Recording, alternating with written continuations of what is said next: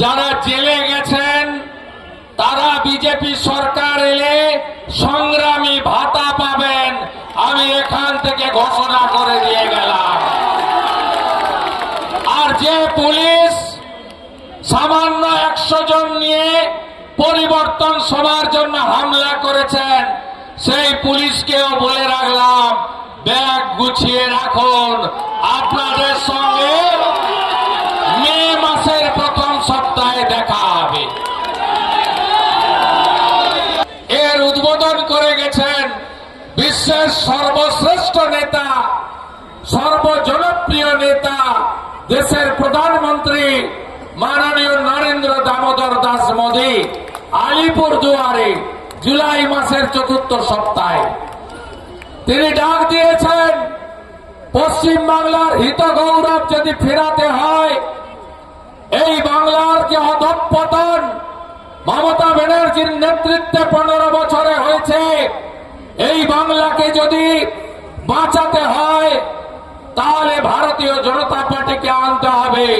তাই আমরা ভারতীয় জনতা পার্টির ছোট কার্যকর্তা থেকে রাজ্য স্তরের কার্যকর্তা, জনপ্রতিনিধিরা সর্বত্র মানুষের দুয়ারে পরিবর্তনের আওয়াজ নিয়ে আমরা আপনাদের কাছে হাজির হয়েছি।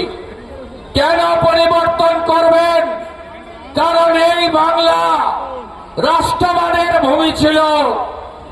এই বাংলা থেকেই বন্দে মাতরম সৃষ্টি হয়েছে, ঋষি বঙ্কিমচন্দ্রের সৃষ্টি। আপনারা জানেন আজ তার 150 বছর আমরা পালন করছি।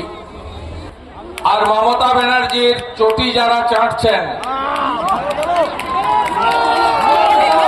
সেই নিচের তলার পুলিশকে বলছি না, যারা পারমিশনটা আটকে ছিলেন তাদেরকে বলি, সমাবেশটা হলো তো ছবিটা তুলে খালা মমতার কয়লা ভাইপোকে পাঠিয়ে দেবেন যে আমতাতে ভারতীয় জনতা পার্টি হাইকোর্ট থেকে পারমিশন নিয়ে উলবেড়িয়া উত্তর বিধানসভা কেন্দ্রে পরিবর্তন সংকল্প যাত্রা তোমাদের বুকের উপরে দাঁড়িয়ে করে দিয়ে গেল।